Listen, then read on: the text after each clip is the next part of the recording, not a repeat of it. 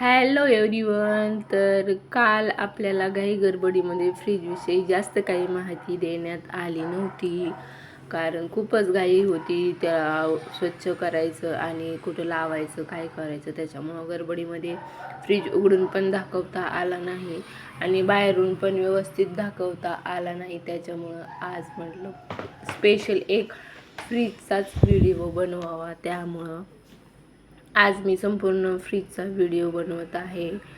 तर हा आहे गोदरेजचा 244 लिटर कॅपॅसिटी असलेला कन्व्हर्टेबल फ्रीज आहे. हा कन्व्हर्टेबल आहे आणि डबल डोअर आहेत. याची उंची म्हटलं तर खूप उंची आहे.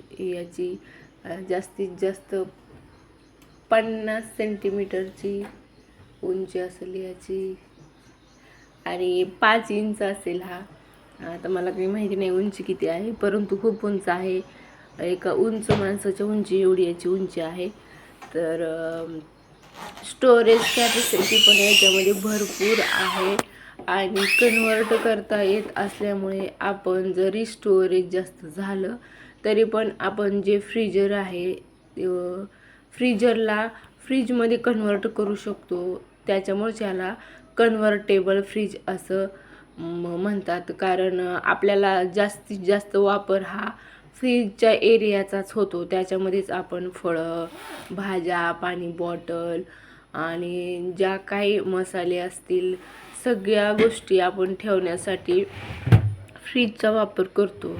फ्रीजरमध्ये फक्त आपण काय आईस्क्रीम किंवा जर आपल्याकडे व्हिपिंग क्रीम असेल किंवा बर्फ बनवण्यासाठीच या फ्रीजरचा वापर होतो. जास्तीत जास्त फ्रीजरचा वापर होत नाही.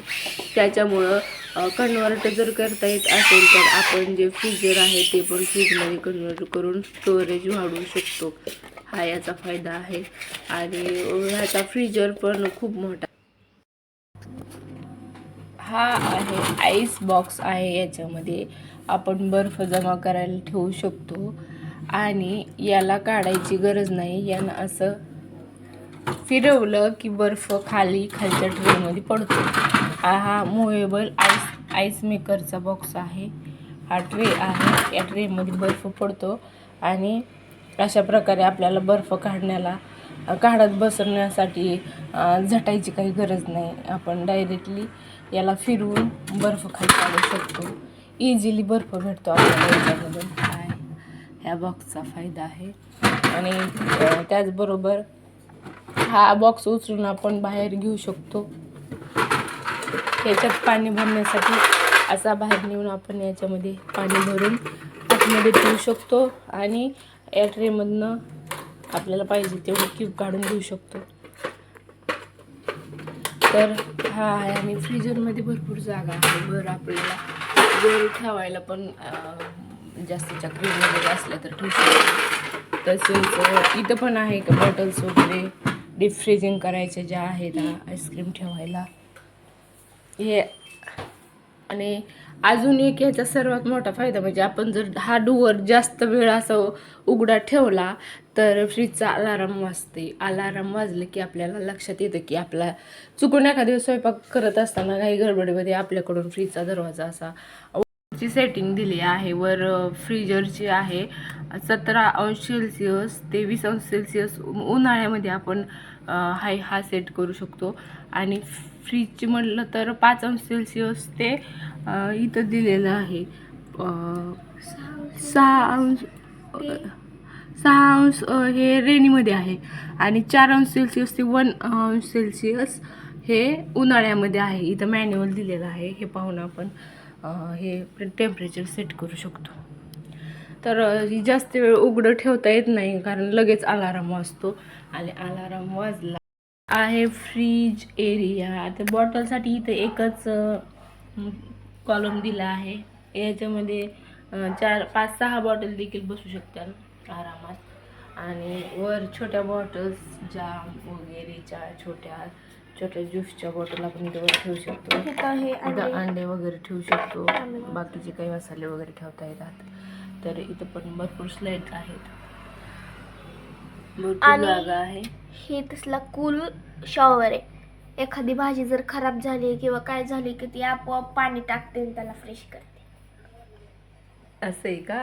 हा गोल शॉवर आहे. जर खराब झाली भाजी सुकली असेल तर त्यावर पाणी पडत आहे, ॲटोमॅटिकली पाणी टाकते आणि ती भाजी फ्रेश होती. तर हा ए आय फीचर असलेला हा फ्रीज आहे. याच्यामध्ये छान. आणि हा आहे भाजीचा सेक्शन.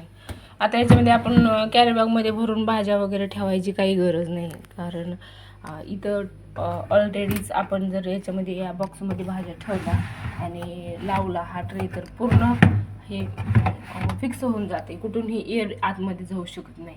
आणि गॅस जाऊ नये म्हणून आपण कॅरी बॅगमध्ये भाज्या पॅक करून ठेवतो, तर पेपरमध्ये पॅक करून ठेवतो, तर तशी काहीसुद्धा गरज नाही.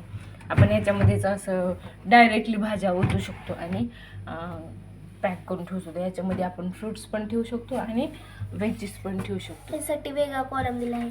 फ्रूट्स पाहिजे तर असं करायचं, व्हेजीस म्हणले की असं. हां, तर अशा प्रकारे आहे.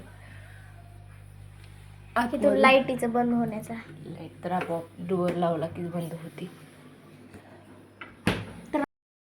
तर याला आपण स्टेबिलायझर एक्स्ट्रा जोडायची गरज नाही आणि स्टेबिलायझर न जोडता ॲटोमॅटिक हे एनर्जी कन्झ्युम्शन आपलं कमी करतं आणि 267 युनिट पर इयर हे वाचवतं.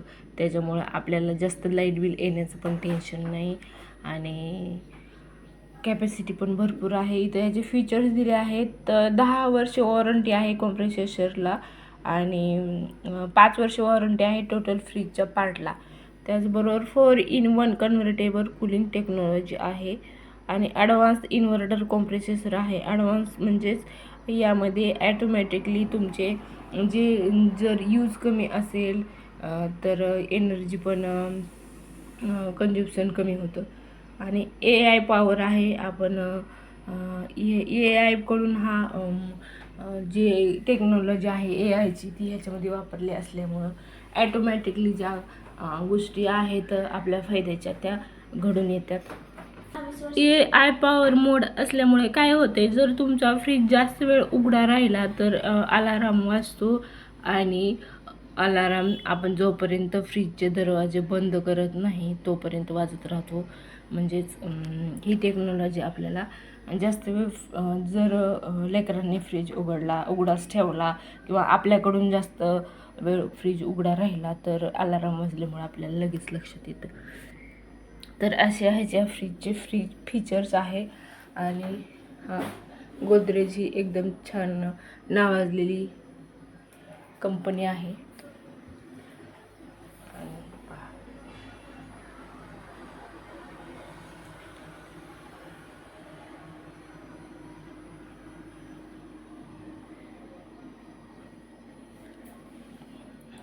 तर असा आहे आमचा फ्रीज. तुम्हाला कसा वाटला? आवडला असेल कमेंट करून नक्की सांगा. जर व्हिडिओ आवडला असेल तर व्हिडिओसाठी पण लाईक करा आणि कमेंट करून नक्की सांगा फ्रीज कसा वाटला. आणि भेटूया पुढच्या व्लॉगमध्ये. तोपर्यंत बाय बाय, धन्यवाद.